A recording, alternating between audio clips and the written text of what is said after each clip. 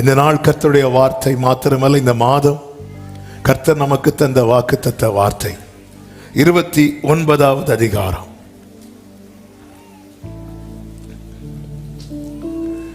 அதனுடைய 17வது வசனம். சத்தத்தை உயர்த்தி எல்லாரும் வாசிக்க போறோம். எடுத்துட்டீங்களா? ஒருவேளை பைபிள் எடுக்காம வந்துட்டு இருந்தீங்கன்னா ஸ்கிரீன்ல பாருங்க, பைபிள் எடுத்துட்டு வந்தவங்க பைபிள்ல பாருங்க. இப்ப சேர்ந்து சத்தமாய் வாசிக்கலாமா? இன்னும் கொஞ்ச காலத்தில் அல்லவோ லீபனோன் செழிப்பான வயல்வெளியாக மாறும். செழிப்பான வயல்வெளி காடாக எண்ணப்படும். ஒரு விசை கூட இன்னும் சத்தமாக வாசிக்கலாம். இன்னும் கொஞ்ச காலத்தில் அல்லவோ லீபனோன் செழிப்பான வயல்வெளியாக மாறும். செழிப்பான வயல்வெளி காடாக எண்ணப்படும். இன்னும் சத்தமா. இந்த சைடு நல்ல சவுண்ட் வருது, இந்த சைடு சவுண்ட் வரல. விட மாட்டேன். ஆமே சொல்லி இங்க உள்ள வந்துட்டா அதுக்கப்புறம் நம்ம கிட்ட தான். அவன் எல்லாரும் சத்தமா வாசிக்கணும். எல்லாரும் சத்தமா வாசிக்கலாமா? இன்னும் கொஞ்ச காலத்தில் அல்லவோ லீபனோ செழிப்பான வயல்வெளியாக மாறும். செழிப்பான வயல்வெளி காடாக. நம்புறவங்க வலது கையை உயர்த்தி ஆமென். ஹல்லேலூயா. கடந்த ஆகஸ்ட் 17ஆம் தேதி காலை வேளையில் ஆண்டவர் ஜெபிக்க ஏவினா. ஆண்டவர் சமூகத்தில் வந்து ஜெபிக்கும் போது இந்த வார்த்தை ஆண்டவர் காண்பித்தார். அப்பொழுதே நான் நோட் பண்ணிட்டேன். ஆண்டவர் புதிய மாதத்துக்கு இந்த ஜெபத்தை முடித்து வெற்றியோடு இந்த ஜெபத்தை முடிக்கும் போது கர்த்தர் சுதந்தரிக்கும்படிக்கு, பலப்படும்படிக்கு, பெற்றுக்கொள்ளும்படிக்கு கர்த்தர் தந்த தீர்க்க தரிசனமான இந்த வார்த்தைக்காக ஸ்தோத்திரம். இன்னும் கொஞ்ச காலத்தில் அல்லவோ, soon and it will not be very long. இன்னும் கொஞ்ச காலத்தில் அல்லவோ லீபனோன். லீபனோன். ஆண்டவர் ஒரு வார்த்தையை நம்மோடு பேசும்போது அதுல வேற எந்த பேர் இருந்தாலும் அதுல நம்ம பேரை தான் பார்க்கணும். ஆமென் சொல்லுங்க பார்க்கலாம். அப்படி என்றால் எத்தனை பேர் நம்புறீங்க? இன்னும் கொஞ்ச காலத்துல என் வாழ்க்கை, என் கூடாரம் செழிப்பான வயல்வெளியாக மாறும். ஆமென். இன்னைக்கு ரொம்ப நேரம் பேச முடியாது, நமக்கு திருவிருந்து இருக்கனால கொஞ்சம் ஷார்ட்டா சில வார்த்தைகளை சொல்லிட்டு அப்படியே நம்ம அடுத்த பகுதி கடந்து செல்லலாம். கர்த்தர் சித்தமான வருகிற நாட்கள்ல கேட்கலாம். கர்த்தர் அனுமதித்தார். இந்த லீபனோன் இஸ்ரவேல் ஜனங்களுக்கு கர்த்தர் கொடுத்த சுதந்திரத்தில் ஒன்றுதான் லீபனோன். கர்த்தருடைய சுதந்திரம். உபாகமம் 1வது அதிகாரம் 6, 7, 8 வசனங்களை பார்க்கும்போது வாசியுங்கள். நம்முடைய தேவனாகிய கர்த்தர் நம்முடைய சொன்னது என்னவென்றால், நீங்கள் இந்த மலை அருகே தங்கி இருந்தது போதும். நீங்கள் திரும்பி பிரயாணம் புறப்பட்டு எமோரியர் மலைநாட்டிற்கும் அதற்கு அடுத்த எல்லா சமனான வெளிகளிலும் குன்றுகளிலும் பள்ளத்தாக்குகளிலும் தென் திசையிலும் கடலோரத்திலும் இருக்கிற கானானின் தேசத்துக்கும் லீபனோனுக்கும் ஐப்ராத்து நதி என்னும் பெரிய நதி வரைக்கும் போங்கள். இதோ இந்த தேசத்தை உங்களுக்கு முன்பாக வைத்தேன். நீங்கள் போய் கர்த்தர் உங்கள் பிதாக்களாகிய, அப்படியே லாஸ்ட் வாசிங்க, ஆணையிட்டு கொடுத்த அந்த தேசத்தை சுதந்தரித்துக் கொள்ளுங்கள். லீபனோன் சுதந்தரிக்கும்படி கர்த்தர் வைத்தது. அப்படி என்றால் கர்த்தர் வைத்த சுதந்திரம், கர்த்தருடைய சுதந்திரம். பிரியமான கர்த்தருடைய பிள்ளைகளே, என்னையும் உங்களையும் கர்த்தர் தம்முடைய சுதந்திரமாய் தெரிந்தெடுத்திருக்கிறார். சத்தம் ஆமீன் சொல்லுங்க. நம்ம ஆராதனை முடிவில் அந்த ரட்சிப்பு கடைசி வரை காக்கப்படணும்னு ஜெபம் பண்ணோமே, இதுதான் சுதந்திரம். இதுதான் சுதந்திரம். ஹல்லேலூயா. நீரல்லால் எங்களுக்கு பரலோகில் ஆமே நீரல்லாம்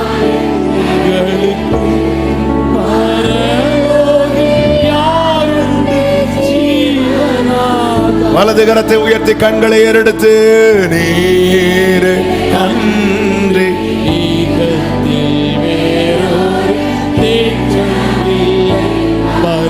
ரிமம் லோத்தம் அமரே சந்தனரே நீர்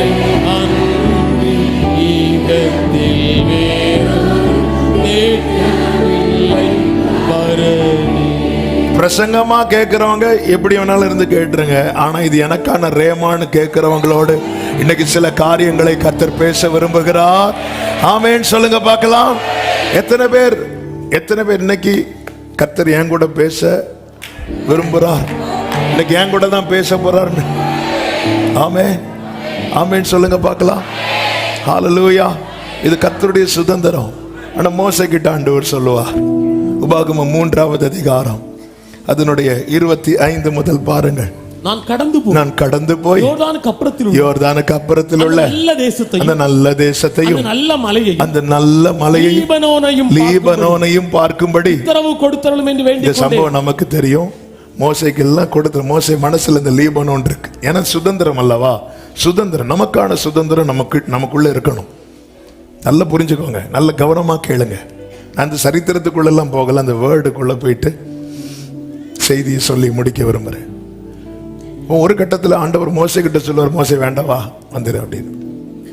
வான்னு சொல்லும்போது மோசே ரிக்வெஸ்ட் பண்றாரு, ஆண்டவரே நான் போய் அதை பார்க்கணும், நான் போய் பார்க்கட்டுமா அப்படி கேட்கும்போது ஆண்டவர் ஸ்டாப் பண்ணுவார். பாருங்க அடுத்த வசனம். கர்த்தரோ உங்கள் நிமித்தம் என்மேல் கோபம் கொண்டு எனக்கு செவி கொடாமல் என்னை நோக்கி போதும் போதும், இனி இந்த காரியத்தை குறித்து என்னோட பேசாத. எப்படிங்க இருக்கும்?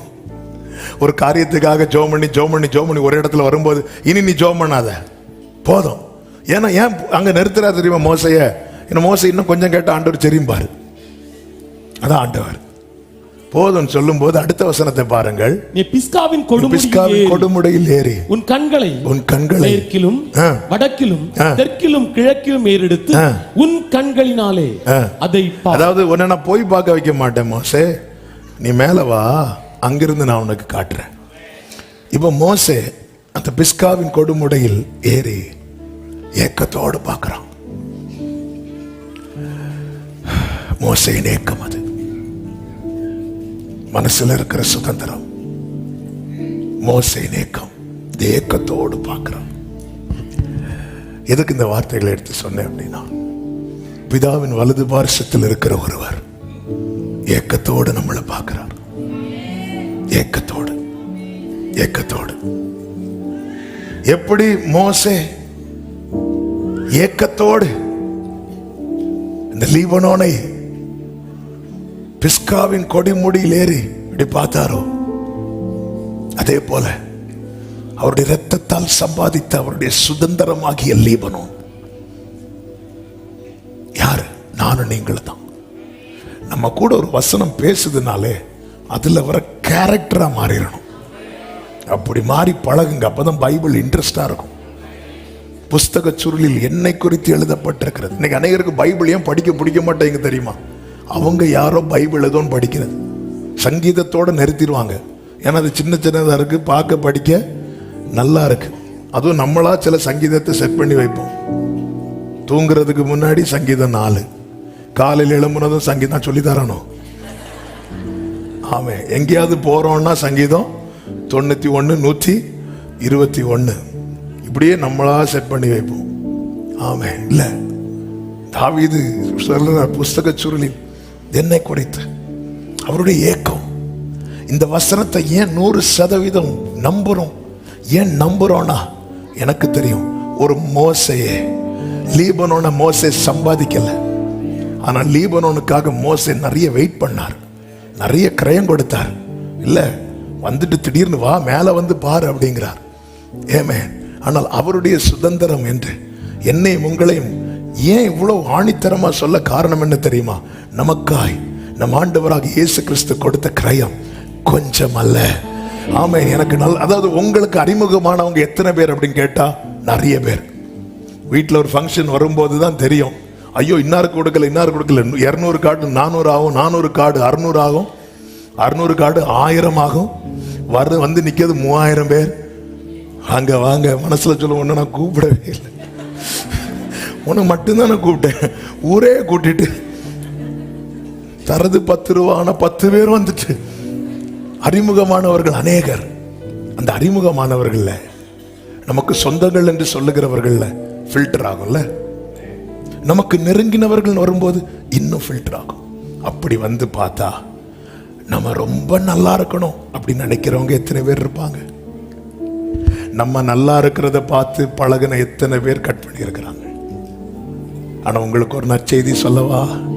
நீ வறண்டு இருப்பதை கொஞ்சமும் விரும்பாத ஒரு கர்த்தர் பரலோகத்தில் இருக்கிறார். நீ கஷ்டப்படுவதை கொஞ்சம் ஆமேன் சொல்றவங்க சும்மா இருக்க மாட்டாங்க. ஆமேன் சொல்லுங்க பார்க்கலாம். கைகளை உயர்த்தி சொல்லுங்க. நான் என் நேசருடையவன், அவர் பிரியம். நல்ல கவனமா கேளுங்க. அதனாலதான் சொல்றார், இந்த லீபனோன் செழிப்பான வயல்வெளியாகும், செழிப்பான வயல்வெளியாகும். சபிக்க வந்த பிழையாம் சொல்றான், ஏய் இஸ்ரவேலை ஆசீர்வதிப்பதே கர்த்தருக்கு பிரியம். அதான் அவருக்கு பிரியம். பிரியம் நன்மை செய்யறதுல அவர் அவ்வளவு சந்தோஷமா இருக்கிறாராம். ஆண்டவருக்கு என்ன பிடிக்கும் தெரியுமா? ஆமே, எந்த தகப்பனுக்கும் என்ன பிடிக்கும் அப்படின்னா தன் பிள்ளைய தோள் மேல தூக்கி வைக்க. தகப்பனுக்கு மட்டும்தான் அது பிடிக்கும். தோல்ல கை போட்டு நடக்க நிறைய பேர் இருப்பாங்க, ஆனா தோல்ல தூக்கி வைக்கிறதுக்கு தகப்பனுக்கு மட்டும்தான் பிடிக்கும். தகப்பனுக்கு மட்டும்தான் முடியும். தகப்பனை மட்டும்தான் பிள்ளை நம்பும். என் பொண்ணு ஃபர்ஸ்ட் பொண்ணு ஜாஃபியா 1.5 வயசு 2 வயசுக்குள்ள இருக்கும்போது நாகர்கோயில் ஒரு பார்க்கில் அவளை ஃபர்ஸ்ட் டைம் கூட்டிட்டு போறேன். கூட்டிட்டு போய் அதில் ஸ்லைடு இருக்குல்ல, அதில் அப்படி தூக்கி மேலே வச்சுட்டு கையெடுத்துட்டேன். சர்ன்னு சரிக்கு வாரா. ஃபர்ஸ்ட் டைம்னால அவள் பயந்துட்டா. பயந்து நான் அப்படி கை வச்சு தூக்கிட்டேன். 2வது வாட்டி வச்சேன், தூக்கிட்டேன். இப்போ அவளுக்கு அந்த பயம் போயிட்டு இப்போ அவளுக்கு அது திரும்ப திரும்ப டாடி அகைன் அகைன் அகைன். ஏன்னா அவளுக்கு இப்போ என்ன நம்பிக்கை தெரியுமா? மேல இருந்து கீழே லேண்ட் ஆகிறதுக்குள்ள அப்பா தூக்கிடுவாங்க. ஆமா, அப்படி 2-3 வாட்டி பண்ணிட்டு இருக்கும் போது ஆண்டவர் என்கிட்ட பேச ஆரம்பித்தார். உன் பிள்ளைக்கு உன் மேல இருக்கிற நம்பிக்கை உனக்கு என் மேல இருக்கான்னு கேட்டார். நான் சில இடத்துல இருந்து ஒன்ன விட்டா விடுங்க. ஆவே சில இடத்துல பழக்க வைக்கிறதுக்கு ஆண்டவர் அப்படிதான் பண்ணுவார்.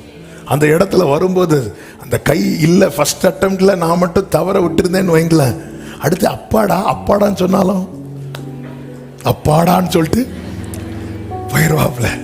அப்ப அந்த பிள்ளைகளுக்கு நம்பிக்கை அந்த தகப்பன் இடத்துல தோளுக்கு மேல பிள்ளைய தூக்கி ஃபேனை தொட வைப்போம்ல, சிலதெல்லாம் தொட வைப்போம் தெரியுமா?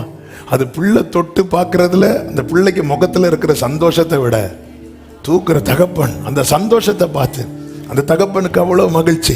எதுக்கு இதை சொல்றேன் தெரியுமா? உன் வேதனைகளை அறிந்திருக்கிறார். என்று முகம் வாடியா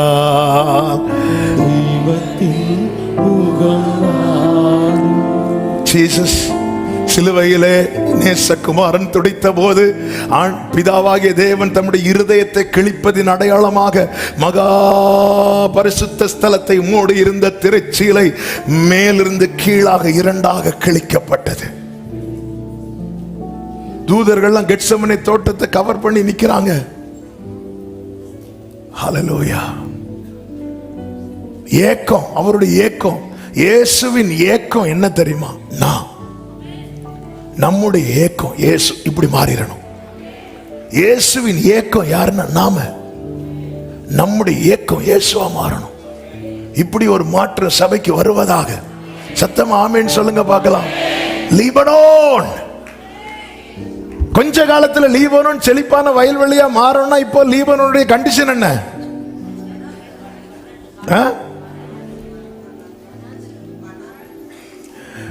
அதாவது 1 லட்சம் ரூபாய் சம்பளத்துல வேலை பார்த்துட்டு இருக்கிற ஒரு ஆள்கிட்ட போய் கர்த்தர் சீக்கிரம் உங்களுக்கு 50,000 ரூபாய்க்கு வேலை தருவார்னு சொன்னா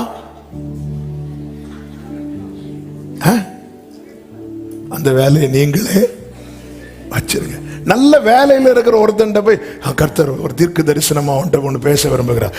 என்ன சொல்லுங்க, கர்த்தர் உனக்கு வேலை தருவார். இன்னும் கொஞ்ச காலத்தில் அல்லவோ லீபனோன் செழிப்பான வயல்வெளியை மாறணும். இப்போ கண்டிஷன் எப்படி இருக்கு? நல்லா இல்ல, நல்லா இல்ல. இதுதான் நிலைமை.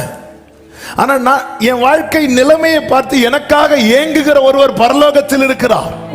அவர்தான் பேசுகிறார். எனவேதான் பிலேயாம், வாசியுங்கள் எண்ணாகமம் 24வது அதிகாரம் 1வது வசனம்.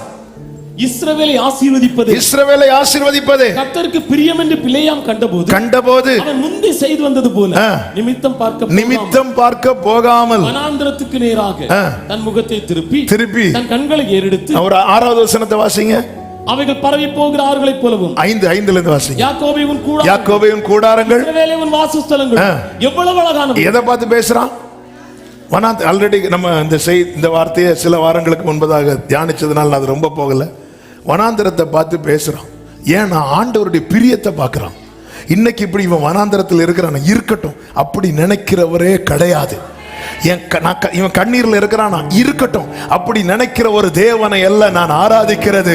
என் அழுகையை சந்தோஷமாய் மாற்றுகிறவர், என் புலம்பலை ஆனந்த களிப்பாய் மாற்றுகிறவர், என் துக்கத்தை எத்தனை பேர் நாமேன்னு சொல்லுவீங்க?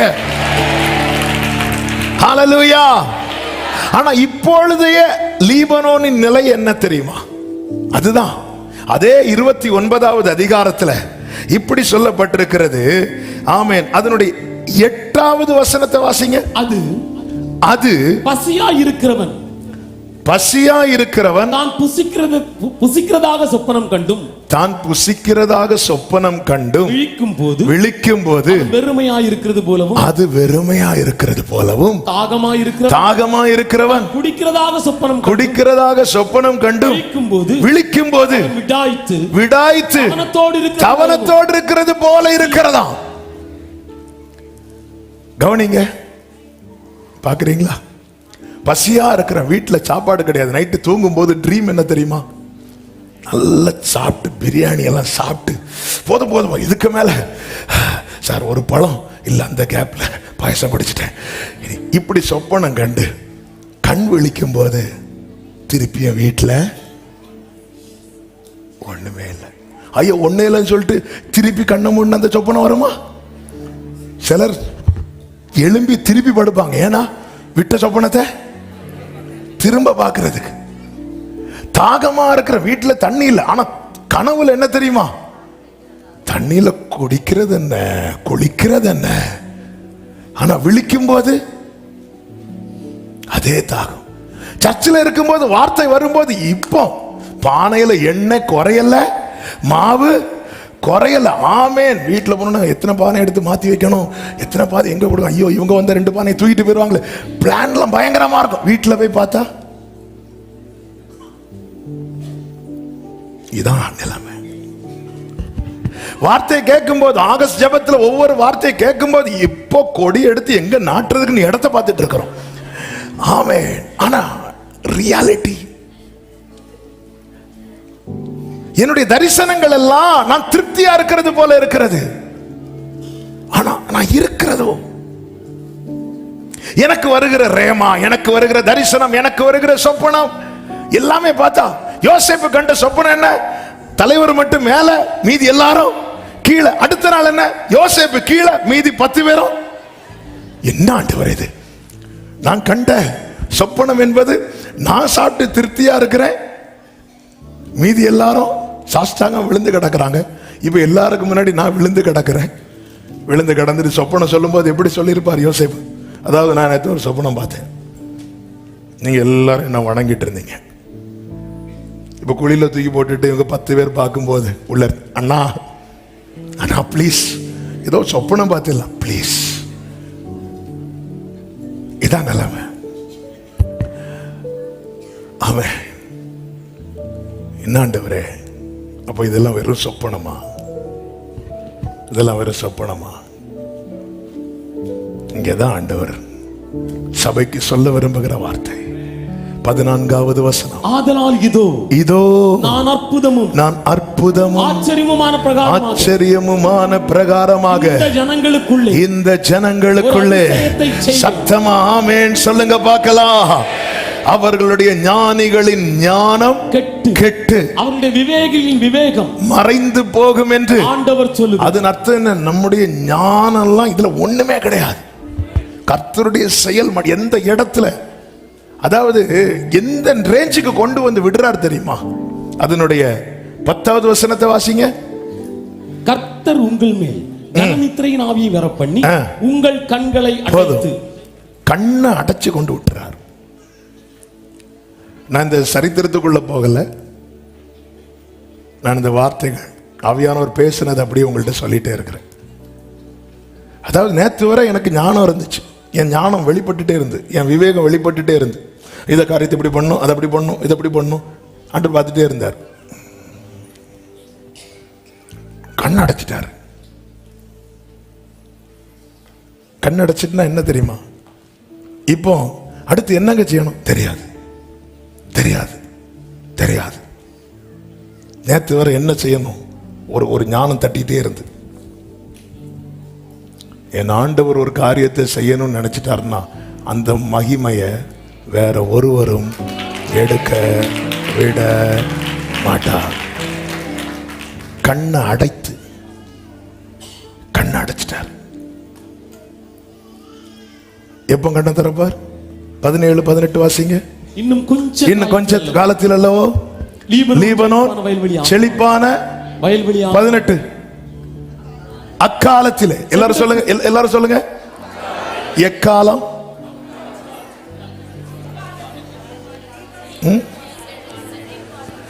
அந்நிய பாஷை பேசக்கூடாது இப்போ. எக்காலம், அக்காலம் எப்போ வரும்? கொஞ்ச காலத்துல. ஆமென் சொல்லுங்க. அக்காலத்திலே செவிடர் புஸ்தகத்தின் வசனங்களை கேட்பார்கள். அடுத்த வார்த்தை, குருடரின் கண்கள் இருளுக்கும் அந்தகாரத்துக்கும் நீங்களாகி சத்தம் ஆமென் சொல்லுங்க பார்க்கலாம். அதன் அர்த்தம் அவர் செய்து முடிக்கிறது வரைக்கும் எனக்கு உனக்கு என்ன தெரியாது, தெரியாது. நம்ம ஞானலாம் இருக்குல்ல, அது கெட்டு போக பண்ணிடுவார் ஆண்டவர். நான் ரொம்ப யோசித்தேன் ஆண்டவரே, நீ ரொம்ப யோசிக்க கூடாது.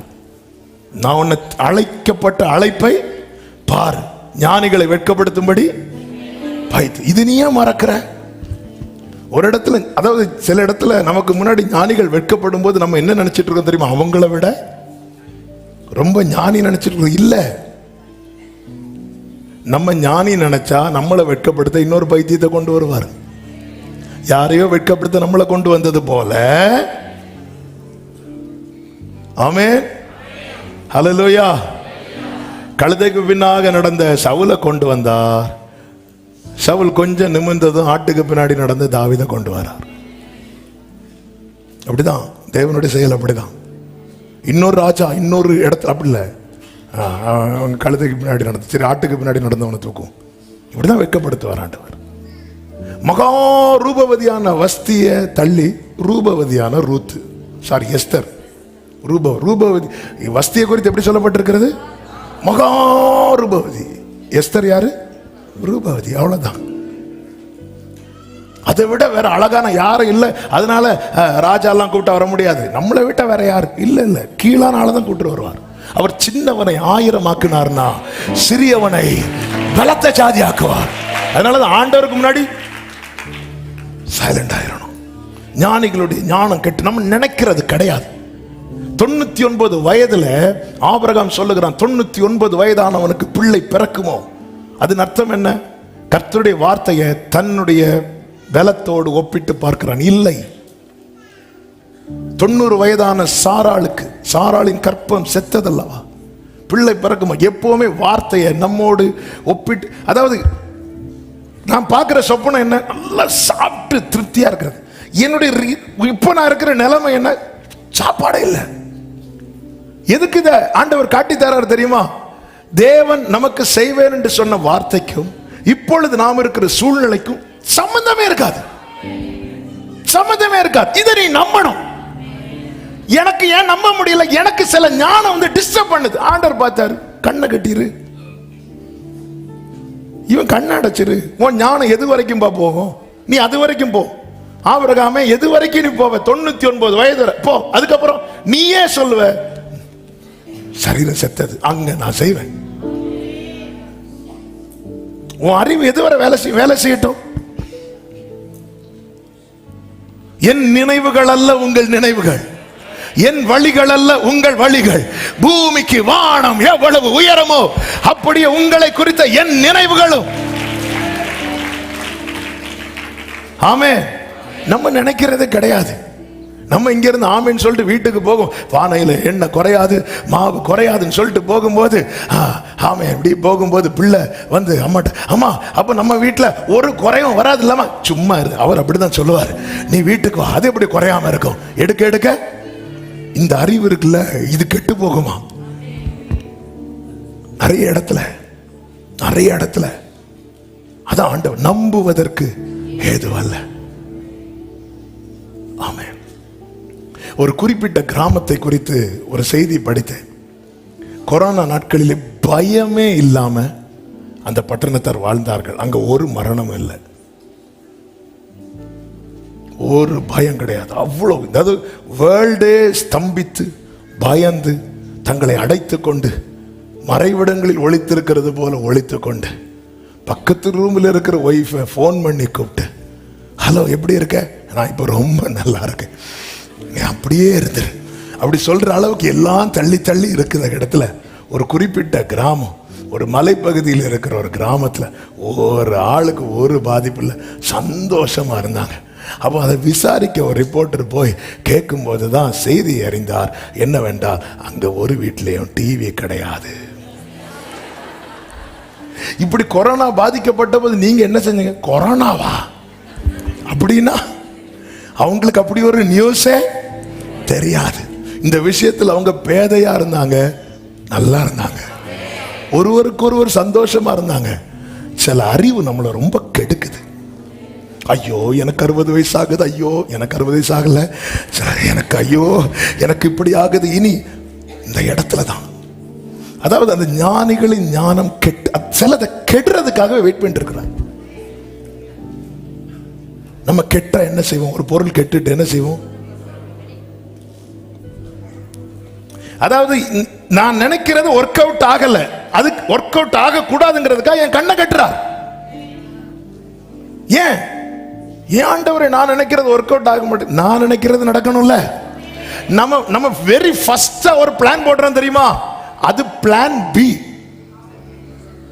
நம்ம வெரி ஃபர்ஸ்ட் ஒரு பிளான் போடுறோம் தெரியுமா, அது பிளான் ஏ கிடையாது.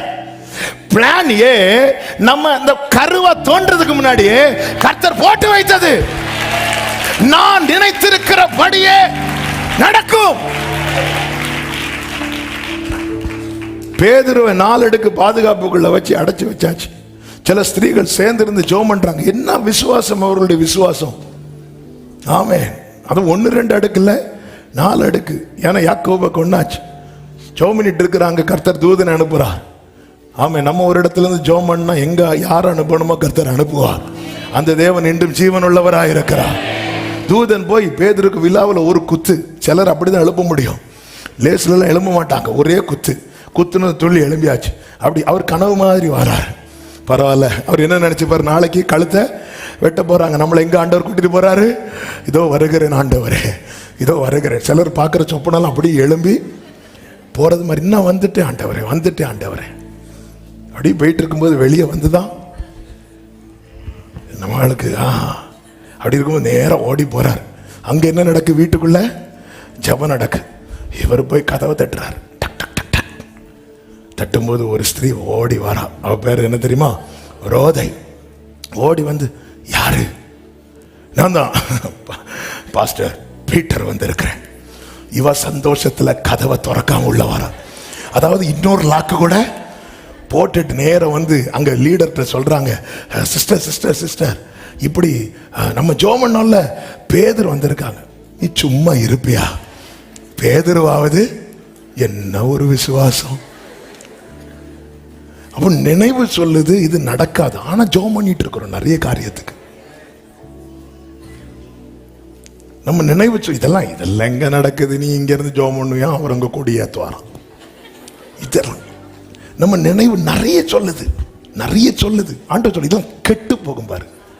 நீயே உன்னை பைத்தியமா ஃபீல் பண்ணுவ. அப்படி ஒரு செயலை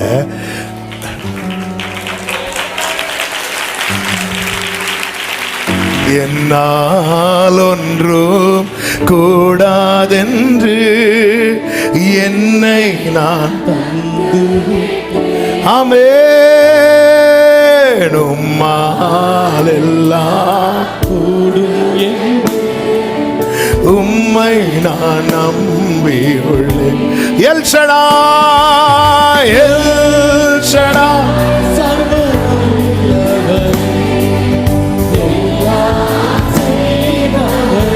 ஆமென்.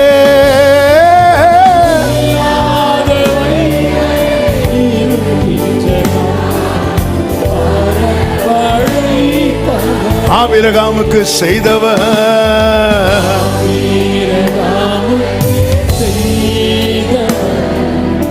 எனக்கும் ஆமென்.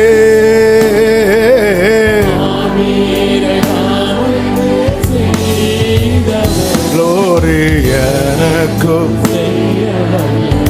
அற்புதமும் ஆச்சரியமுமான பிரகாரமாக ஒரு அதிசயத்தை செய்வேன். அற்புதமும் ஆச்சரியமும், அதாவது தேவனுடைய செயல்கள் எல்லாமே அப்படிதான், எல்லாமே அப்படிதான். இது எப்படி சாத்தியமாகும்? இது எப்படி நடக்கும்? சகரியா 4வது அதிகாரத்தில் கர்த்தர் சொல்லும் வார்த்தையை கேளுங்கள். அப்பொழுது அவர் 6வது வசனம். எஸ், செருபாபேலுக்கு சொல்லப்படுகிற கர்த்தருடைய வார்த்தை என்னவென்றால், பலத்தினாலும் அல்ல, பராக்கிரமத்தினாலும் அல்ல, என்னுடைய ஆவியினாலே ஆகும். சத்தமா ஆமென் சொல்லுங்க பார்க்கலாம். பலத்தினால் பராக்கிரமத்தினால் ஆகும். நாங்க நம்முடைய ஞானம் கை கொடுக்கும். நான் எவ்வளவு யோசித்தோம், ஆமென் ஆக மாட்டேங்குது ஆண்டவரே. நமக்கு அதனால என்ன ஆகுது அப்படின்னு தெரியுமா? நம்ம பல வார்த்தைகளை நம்மளால ஏற்றுக்கொள்ள முடியல, ஆமேன் சொல்ல முடியல. பாருங்க, மரியாள் இடத்துல கர்த்தர் தம்முடைய தூதன் கேப்ரியலை அனுப்பும்போது கேப்ரியல் சொல்ல, நீ கர்ப்பவதியாகி ஒரு குமாரனை பெறுவாய், அவருக்கு இயேசு என்று பெயரிடுவாயாக என்று லூக்கா 1வது அதிகாரத்தில் சொல்லும் போது மரியாள் என்ன கேட்கிறாங்க? 34வது வசனம். அதற்கு மரியாள் தேவதூதனை நோக்கி, இது எப்படி ஆகும்? இது எப்படி ஆகும்? நம்முடைய அறிவு சொல்லும் வாய்ப்பே இல்லை. ஏன்னா இன்னும் புருஷனை அறியவில்லை. இது சான்ஸே கிடையாது. இந்த இடத்துல மனுஷனுடைய ஞானமும் விவேகமும் சொல்லும் வாய்ப்பே இல்லை. அப்படி சொல்லும் போது கேப்ரியல் சொன்ன முதல் வார்த்தை என்ன தெரியுமா? 35:30 தேவதூதன் அவளுக்கு பிரதியுத்தரமாக, பரிசுத்த ஆவி உன்மேல் வரும், உன்மேல் வரும். அவ்வளவுதான். பலத்தால் செய்ய பல கேள்விகளோடு இருக்கிறோமா? இது எப்படி ஆகும்? இது எப்படி ஆகும்? அதாவது மகனுக்கு ஒரு கிளாஸ் தண்ணி கூட கொடுக்க திராணி இல்லாத நிலை வந்தபோது ஆகார் பிள்ளையை ஒரு செடி கீழே படுக்க வைத்துக் கொண்டு தள்ளி போய் அழுதாள். கர்த்தர் அவள் கண்களை திறந்து ஊற்றை காண்பித்துக் கொடுக்கிறார். கண்களை திறந்து ஊற்றை திறக்கவில்லை, ஊற்றை திறந்து கண்களை திறக்கிறார். ஏற்கனவே அந்த ஊற்று திறக்கப்பட்டது. ஒரு நாள் இதை மெடிடேட் பண்ணும்போது ஆவியானவர் பேசின வார்த்தை, ஆண்டவர் இவளுக்கு இந்த ஊற்று நீங்க எப்போ திறந்திருப்பீங்க அப்படி வைத்து மெடிடேட் பண்ணிட்டு இருக்கும் போது ஆவியானவர் பேசினார். நான் அவகிட்ட ஒரு நாள் பேசினேன் பாரு, அந்த பிள்ளை வயிற்றுல இருக்கும்போது பேசினேன் அல்லவா, அப்பொழுது இன்னொரு இடத்துல ஊற்ற ரெடி. இன்னைக்கு கர்த்தர் இங்கே நம்மள்ட்ட பேசிட்டு இருக்கிறார்னா நமக்கான நன்மையை இன்னொரு இடத்துல கர்த்தர் ஆயத்தப்படுத்தி வைத்திருக்கிறார். அங்க அவளை கொண்டு வந்து சேர்க்கிறதுக்கான சிச்சுவேஷனை கர்த்தர் கிரியேட் பண்ணுவார். நம்ம என்ன நினைக்கிறது? சாராள் ரொம்ப மோசம், சாராள் ரொம்ப நல்லவங்களா இருந்திருந்தா அந்த ஊற்றை நீ பார்த்திருக்க மாட்டேன். இந்த பெனினால் ரொம்ப மோசம், பெனினால் ரொம்ப நல்லவளா இருந்திருந்தா நீ சர்ச்சுக்கு வந்திருக்க மாட்டேன். எல்கானா கொடுத்ததை வச்சு தின்னு தின்னு இல்ல. சிலரை ரொம்ப மோசம் நினைக்கிறோம் தெரியுமா? அதெல்லாம் சிலருக்கு ஆண்டவர் அப்படிதான் கான்ட்ராக்ட் கொடுத்து விட்டுருப்பார், நமக்கு தெரியாது. அதனாலதான் கர்த்தர் அப்படி பெயர்சபா வனாந்திரத்திலே அவள் அலைந்து திரிந்து ஒரு அம்பு எய்யும் தூரத்தில் போய் உட்கார்ந்து ஓன் அழும்போது ஆண்டவர் ஏழுற அப்படிங்கிற அவளுக்கு பதிலே இல்லை. ஆண்டவர் கண்ணை திறக்கிறார். கண்ணை கட்டிட்டாரு. அடுத்து என்னன்னு தெரியலையா, அப்படி ஒரு நிலைமை கொண்டு வந்துட்டார் அவங்கள. இன்னும் கொஞ்ச காலம் என் வாழ்க்கையில கர்த்தர் ஒன்றை செய்ய போகிறது கொஞ்ச காலம் பக்கத்துல வந்துட்டு என்பதின் அடையாளத்துல ஒன்று என்ன தெரியுமா? என் கண்ணை கட்டுறது. ஆமே ஆமே. ஹல்லேலூயா. நான் எவ்வளவோ யோசித்து பார்த்தேன், வரல. எப்படி வரும்? யோசித்து பார்த்து வந்ததெல்லாம் தானே இவ்வளவு வாங்கி வச்சிட்டு இருக்கிறோம். ஒன்னும் தெரியல ஆண்டவரே. உலர்ந்த எலும்புகள் நிறைந்த பள்ளத்தாக்கு நடுவில் எசேக்கியேலை கொண்டு போய் நிறுத்தி, இந்த எலும்புகள் உயிரடையுமா? கர்த்தாவே, நான் நிலையற்றவன், என் கால்களை ஸ்திரமாக்கு. எனக்கு தெரியல. நம்முடைய ஞானத்தின்படி நிறைய பிளான் பண்றோம். நான் திருப்பி சொல்றேன், ஃபர்ஸ்ட் சர்வீஸ்ல இந்த வேர்டு சொல்லல, ஆனா கீழே போய் உக்காந்து இதை திருப்பி மெடிடேட் பண்ணும்போது ஆவியானவர் பேசின வார்த்தை, நீ ஃபர்ஸ்ட் ஒரு பிளான் போட்டுறல. அதுதானே நம்ம பிளான் ஏ அப்படிமோ. அது ஒர்க் அவுட் ஆகலைன்னா அடுத்து பிளான் பி, பிளான் சி, அப்படி போயிட்டே இருக்கும் இல்ல. ஆனா சொல்ல, நீ ஃபர்ஸ்டா போட்ட பிளான் இருக்குல்ல, அது பிளான் ஏ கிடையாது, நான் போட்டிருக்கிற ஒண்ணு. என் ஆண்டவர் எவ்வளவு நல்லவர். நான் நினைத்திருக்கிறபடியே நடக்கும். அதனால தான் நம்ம பிளான்லாம் ஒர்க் அவுட் ஆகலைன்னா புரிஞ்சுக்கோங்க, அது கூட மேட்ச் ஆகல. ஆமென். பரலோகத்தில் ஆல்ரெடி ஒரு பிளான் சாங்ஷன் ஆகி இருக்கு. அதனாலதான் நான் கொண்டு போற ஃபைல் எல்லாம் டைட்டில் பார்க்கும் போதே ஜான்சன் தூக்கி தூரப்படு, இன்னொரு ஃபைல் அங்க உள்ள பொய்யாச்சு. ஆமென். ஒரு இடத்துல விசா அப்ளை பண்ணும்போது எனக்கு ஒரு 3 மாசத்துக்கு விசா கொடுக்குறாங்க. நேம் கொடுத்தாச்சு, பாஸ்போர்ட் கொடுத்தாச்சு, பாஸ்போர்ட் நம்பர் கொடுத்தாச்சு, நேம் கொடுத்தாச்சு, டேட் ஆஃப் பர்த் எல்லாம் கொடுத்து விசா முடிச்சு கையில் வருது. கையில் வரும்போது நேமில் ஸ்பெல்லிங் மாறி இருக்கு, 1-2 மாறி இருக்கு. திருப்பி அப்ளை பண்ணலான்னு பார்த்தா 3 மாசத்துக்கு நீ ஒன்றும் பண்ண முடியாது. ஏன்னா மீதி எல்லாம் எப்படி இருக்கு, மேட்சா இருக்கு. ஆல்ரெடி பண்ணியாச்சு. விசா வந்துட்டு தான் வரும். அப்படி இருந்து பார்த்துட்டு இருக்க வேண்டியதான். ஏன்னா ஆல்ரெடி அது சாங்ஷன் ஆயிட்டு, ஓகே ஆயிட்டு, அப்ரூவ்டு ஆயிட்டு. அப்ரூவ் ஆன ஒன்று அதுக்கு மேலே இன்னொன்று கொண்டு வந்து போட்டு எடுக்கலான்னு பார்த்தா ரொம்ப ட்ரை பண்ணிட்டு இருந்த பாப்பான், இது ஆளை யார் பாரு, தூக்கு வரும். ஏர்போர்ட்டில் வரும்போதே இவனுக்கு இதே வேலையா போச்சு. ஆமாம். ஏன் ஆல்ரெடி, ஏன் நான் எவ்வளவோ கொண்டு, எனக்கு நம்ம கொண்டு போற பிளான்ல நம்ம ஞானத்தில் வர்றது தானே. நம்ம அப்படி யோசித்து நமக்கு ஒன்று தோணும், அதை கொண்டு போய் நேர சமூகத்தில் வைப்போம், ஜோம் பண்ணுவோம். ஆண்டவர் ஜோம் பண்ணி முன்னாடி வெட்டிட்டாரு, அது நமக்கு தெரியாது. நம்மளாம் ஜோம் பண்ணி முடிச்சுட்டு இயேசு நாமத்தில் பிதாவும் பார்த்தா பெரிய வெட்டு கிடக்கும், போச்சுப்போ. ஆமென். அடுத்த வீட்டுக்கு போவோம், அடுத்த ஒரு பெரிய டிராயிங், பிள்ளைங்கெல்லாம் வரையும் தெரியுமா, அதே மாதிரி ஒரு பேப்பரை சாட்டை அடுத்து ஒன்று வரைஞ்சிட்டு, ஆண்டவரே இது. ஆமென். ஆண்டவர் கேப்ரியல்கிட்ட சொல்லுவார், அந்த அந்த அந்த அடுப்பில் இதை போட்டுரு, முடிஞ்சு. இன்னும் ஆண்டவரே உனக்கு ஒரு பிளான் அப்ரூவ் ஆகி மேலே இருக்கு. ஆண்டவர் எனக்கு தெரியல, அதுதான் அதற்கு அடையாளம். இது எப்படி ஆகும்? பரிசுத்த ஆவி உன்மேல் வரும். ஏசாயா 32:15 அப்படித்தானே சொல்லப்பட்டிருக்கிறது. உன்னதத்திலிருந்து நம்மேல் ஆவி ஊற்றப்படும் மட்டும் அப்படியே இருக்கும். அப்பொழுது வனாந்தரம் செழிப்பான வயல்வெளியாகும். திட்டங்கள் தருபவரும் நீர்தானையா, செயல்படுத்தி மகிழ்பவரும் நீர்தானையா. பாடுங்க தெரிஞ்சவங்க.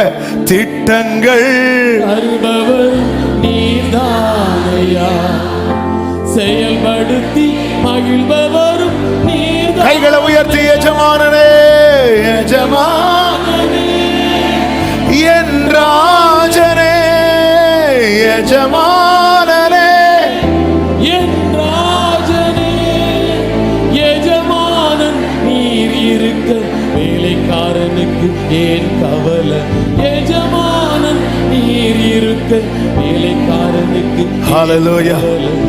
ஆமென். மரியாள் யோசிக்கல, ஆமென் சொல்லிட்டாங்க. யோசேப்பு யோசித்தான். அதனால யோசேப்பு ஞானம் சொல்லுது, மரியாளை தள்ளிவிடு. இதுதான் வித்தியாசம். ஏங்க இப்படி ஒரு பிரச்சனை ஆயிட்டுன்னு வைங்களேன். இதெல்லாம் பிராக்டிக்கலா வந்து அதான் மரியாதை வந்து தூதனை வச்சு முதலே வாழ்த்துறதுக்கு ரீசன் என்ன தெரியுமா? நீ பாக்கியவதி, எந்த ஞானங்க எஸ் சொல்லும்? இப்படி இப்படி இப்படி இப்படி வந்து தூதன் வந்து சொன்னா கேட்க நல்லா இருக்கு, பிராக்டிக்கலா எஸ் சொல்லுவோமா? மரியாள் உடனே என்ன பண்றாங்க தெரியுமா? இதோ நான் ஆண்டவருக்கு அடிமைட்டாங்க. அடிமைக்கு ஏதுங்க ஞானம்? ஆமென். ஆனா யோசிப்பு யோசிக்கிறார், ஐயோ வேண்டாம், வந்த நாளைக்கு பிரச்சனை, விருந்து கூட மாட்டாங்க, அந்த பிரச்சனை. மரியாளும் பாவம், என்ன பண்ணுவாங்க, என்ன ஆச்சோ என்ன ஆச்சுன்னு தெரியல. யோசித்து சீக்கிரட்டா தள்ளி விடலாம்னு நினைக்கிறார். அந்த இடத்துல வரும்போது தான் திருப்பி கர்த்தர் தூதன் அனுப்புறார். உன்னதத்திலிருந்து தான் நமக்கு வேண்டியது வரும். உன்னதத்திலிருந்து வர வேண்டியது சரியான நேரத்தில் நம்மை குறித்து தேவனுக்கு ஒரு திட்டம் இருக்குமானால் உன்னதத்திலிருந்து வர வேண்டிய பலன் வந்து கொண்டே இருக்கும். ஹல்லேலூயா. ஆனா அடுத்து என்ன பார்த்தீங்கன்னா, அதுக்கப்புறம் ஒரு தூதனும் யார்கிட்ட வரல? மரியாள் கிட்ட வரல. ஃபுல்லா வந்ததுல யார்கிட்ட? யோசேப்பு கிட்ட. ஏன் மரியாள் கிட்ட வரல, எடுத்து ஃபுல்லா யோசேப்பு கிட்ட வருது? கரெக்டா அடிக்கிறீங்களே. மரியாள் கொடுத்துட்டாங்களே அடிமையா, யோசேப்பு இன்னும் கொடுக்கல. மரியாள் கொடுத்துட்டாங்க, அடிமைட்டாங்க, சரண்டர் பண்ணிட்டாங்க அவங்கள. இப்படிதான் இருக்கணும். கொடுத்துறோம். வேர்டு வருதா? எஸ் எஸ், கொடுத்துட்டாங்க. அதுக்கப்புறம் அந்த மரியாளை குறித்து கவலைப்பட வேண்டிய அவசியம் இல்லை. தெரியும் இல்லைன்னா மரியாளை பார்த்து தானே சிமியோன் சொல்லுவார், உன் ஆத்துமாவை ஒரு பட்டயம் உருவிப்போம். இப்படி குழந்தை பிரேஸ்டைக்கு வரவங்களை பார்த்து நான் சொன்னா, எங்க எனக்கு பட்டயம் உருவுன்னு தெரியாது. அவர் சொல்றதுக்கு வாய்ப்பு இருக்கு. எதுக்கு ஒரு கத்தி எடுத்து வச்சிரு, நமக்குள்ள பட்டயம் உருவதுக்குள்ள அவருக்கு. மரியாளை பார்த்து பிள்ளை பிரதிஷ்டைக்கு தூக்கிட்டு போறாங்க. சிமியோன் வாங்கி பிளஸ் பண்ணிட்டு திருப்பி கொடுக்கும் போது மரியாளை பார்த்து சொல்றார், உன் ஆத்துமாவை ஒரு பட்டயம் உருவிப்போம். மரியாள் நான் நினைக்கிறேன் அப்படி லைட்டா சிரிச்சுட்டு போயிருப்பாங்க. தெரியும். சிலுவையில இயேசுவை அறையும் போது மரியாள் நிக்கிறாங்க பக்கத்துல. எந்த தாய்க்குங்க நிக்க முடியும்? எந்த அளவுக்கு வேர்டு நிறைவேற, வார்த்தை நிறைவேற. அதாவது இயேசுவை மற்ற எல்லாருக்கும் 3.5 வருஷம் தான் தெரியும், மரியாளுக்கு 33 வருஷம் தெரியும். அப்படி இருந்து 3.5 வருஷம் தெரிஞ்சவங்க ஒரு வீட்டில் ஜெபம் பண்ண போகும்போது அந்த கூட்டத்தில் ஒரு ஆளா, தலைவியா இல்ல, ஒரு ஆளா அந்த 120 பேர்ல ஒரு ஓரத்தில் போய் இந்த அம்மா உட்கார்ந்து இருக்கிறாங்கன்னா, நான் ஆண்டவருக்கு அடிமை என்கிற வார்த்தை சாதாரண வார்த்தை கிடையாது. நம்ம சும்மா அடிமை நான் ஆண்டவர் சும்மா சொல்லிடலாம், இதெல்லாம் சாதாரண வார்த்தை கிடையாதுங்க. ஏன்? வார்த்தை இருக்கு. இது நிறைவேற்ற வேண்டிய பலன் உன்னதத்திலிருந்து வரும். உன்னதமானவருடைய நிழல் என்மேல் நிழலிடும். எத்தனை பேர் ஆமென் சொல்லுவீங்க? வசனம் வருதா? எஸ், ஆமென். இது எப்படி சாத்தியமாகும்? பலத்தால் அல்ல, பராக்கிரமம் அல்ல, இது தேவனுடைய ஆவியினாலே ஆகும். எனவேதான் கர்த்தர் இந்த நாளிலே சபைக்கு பார்த்து சொல்லுகிறார், கொஞ்ச காலத்தில் அல்லவோ, இன்னும் கொஞ்ச காலம். ஆமென் சொல்லுங்க பார்க்கலாம். ஒரு 5 காரியத்தை வேகமா சொல்லி நான் ஜெபிக்கிறேன். எக்ஸ்பிளைன் பண்ண டைம் இல்லை. 1, இந்த கொஞ்ச காலத்தை எப்படி நம்புறதுக்கு அப்படி கேட்கிறவர்களுக்கு அப்படி கேள்வி எழும்புகிறதுனால ஒரு 5 காரியம். 1, காலங்களையும் சமயங்களையும் நிர்ணயித்தவர் கர்த்தர். சத்தம் ஆமென் சொல்லிடணும். ஆமென். காலங்களையும் சமயங்களையும்.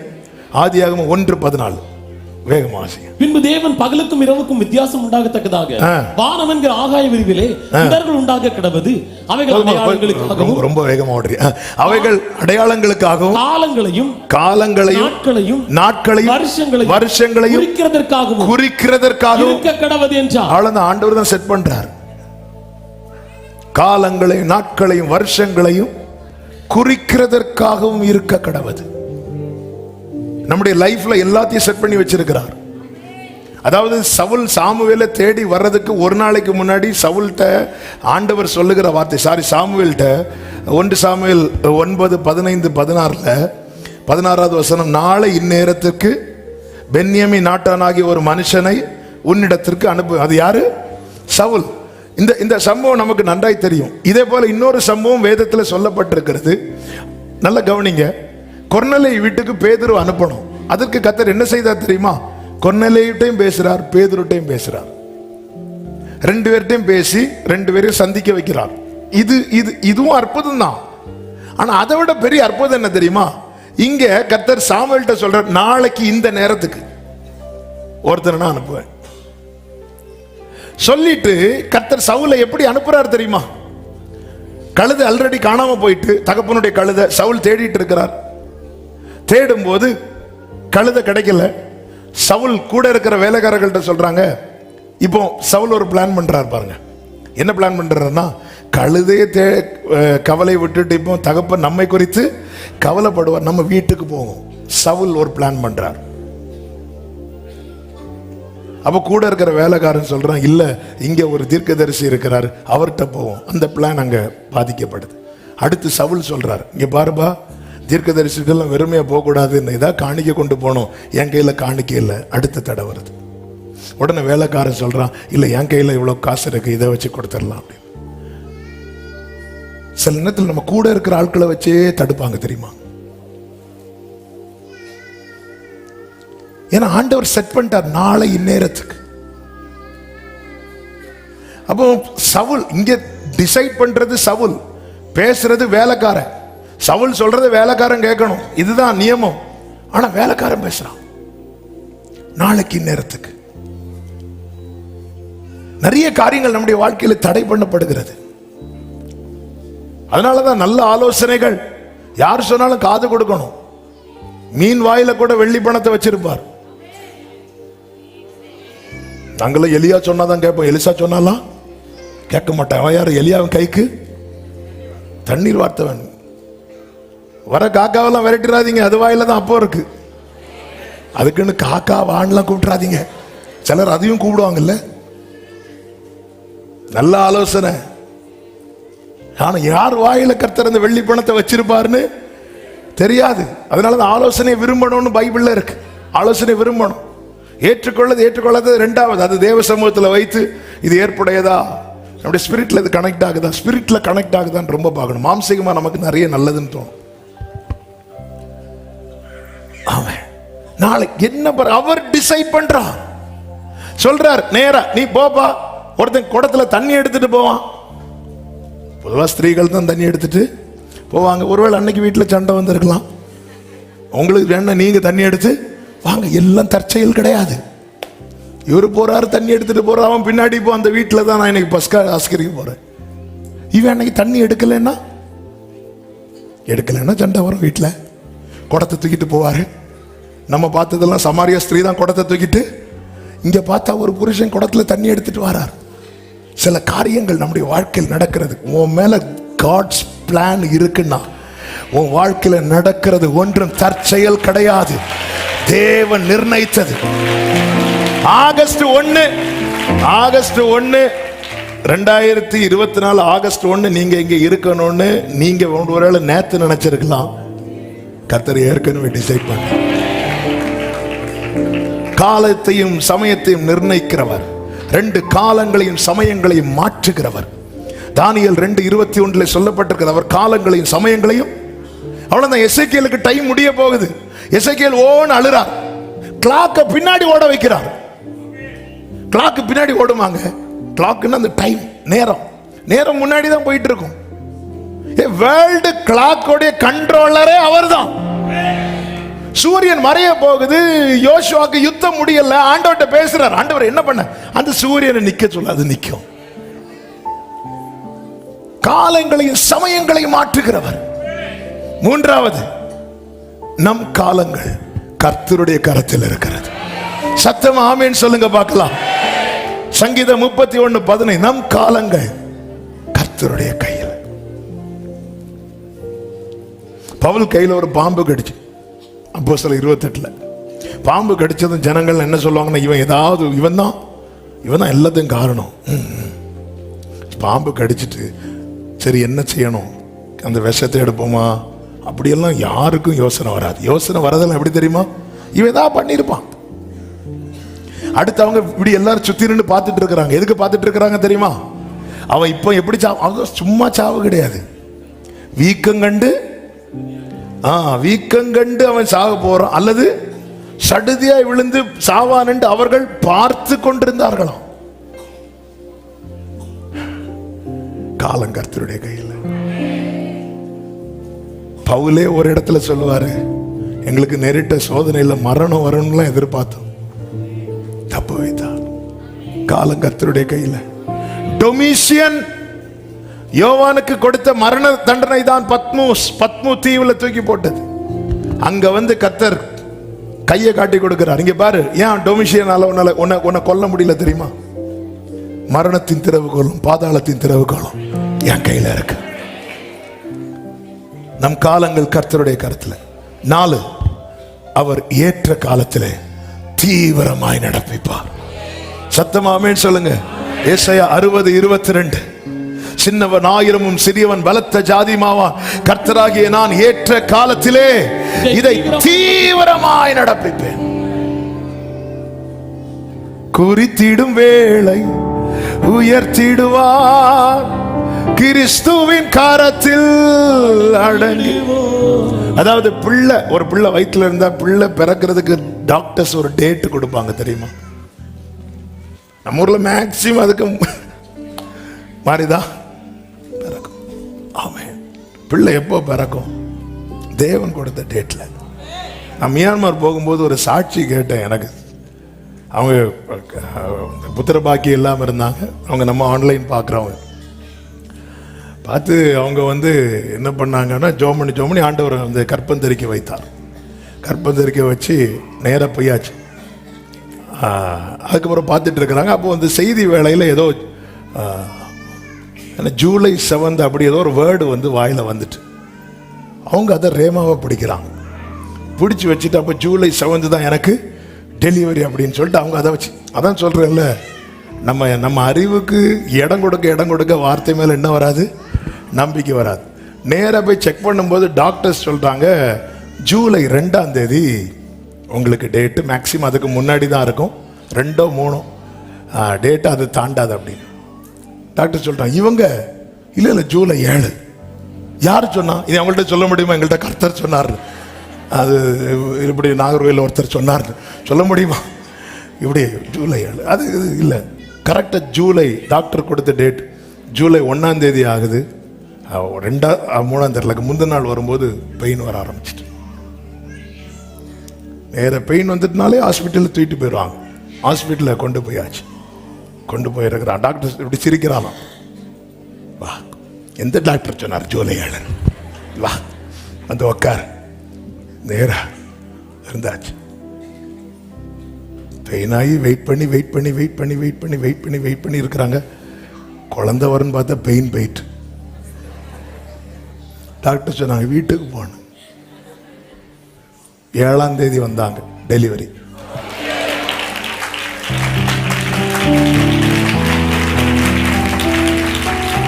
ஆமென். கர்த்தர் எவ்வளவு நல்லவர். ஹல்லேலூயா.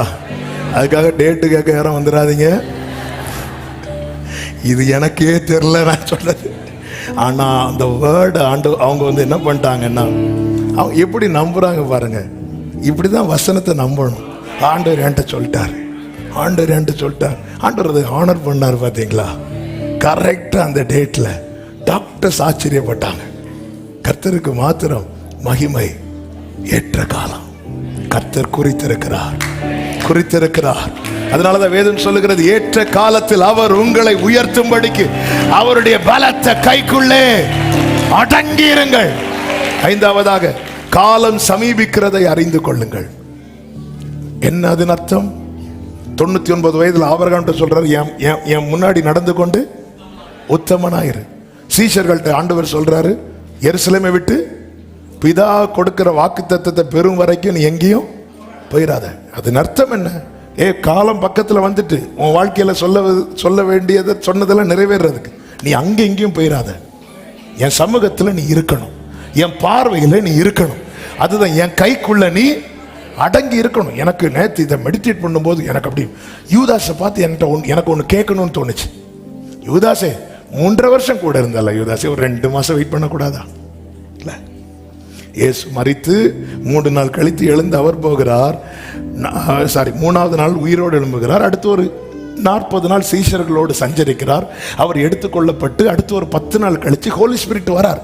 அதுக்கப்புறம் லைஃபே சேஞ்ச் ஆயிட்டு. அதுக்கப்புறம் வேற லெவல் அது. இதெல்லாம் யூதாஸ் நாண்டு கொண்டு செத்தான் அல்லவா, அவன் செத்து 2 மாசத்துக்குள்ள நடக்கு. 2 மாசத்துக்குள்ள டோட்டலா சேஞ்ச் ஆகுது. டோட்டலா சூழ்நிலை மாறுது, லைஃப் ஸ்டைல் மாறுது. கதை அடைச்சிட்டு இருக்கிறவன் இப்ப வெளியே வந்து ஹீரோ மாதிரி நிக்கிறான். 2 மாசம் தான், கொஞ்ச காலம். யூதாசே 3 வருஷம் அங்க இங்கேயும் போனியே, கடைசியில போய் சொதப்பிட்டியே. ஒரு 2 மாசம் கூட வெயிட் பண்ணிருக்க கூடாதா? ஒரு 2 months வெயிட் பண்ணிருக்க கூடாதா? இன்னைக்கு அநேகர் இப்படிதாங்க இழந்துட்டு இருக்கிறாங்க. ரொம்ப நாள் காத்திருந்துட்டு கடைசியில ட்ராக் மாதிரி ஓடுறாங்க.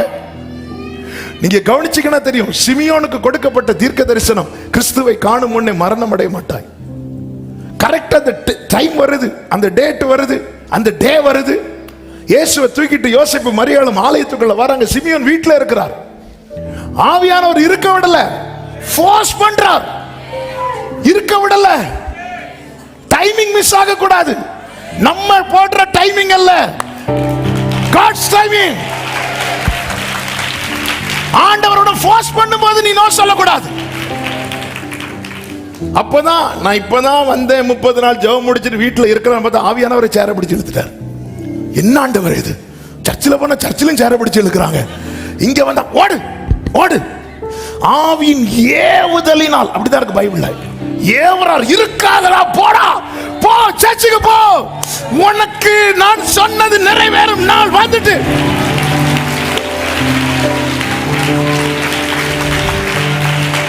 சிமியோன் பாரா அடி கைகளை வாங்கி, ஏங்க நீங்க இத்தனை வருஷம் காத்திருக்கிறீங்க, அது உங்க கையில வாங்கி உங்க கண்ணில் பார்க்கிறத கொஞ்சம் பார்க்க ஆரம்பிங்க.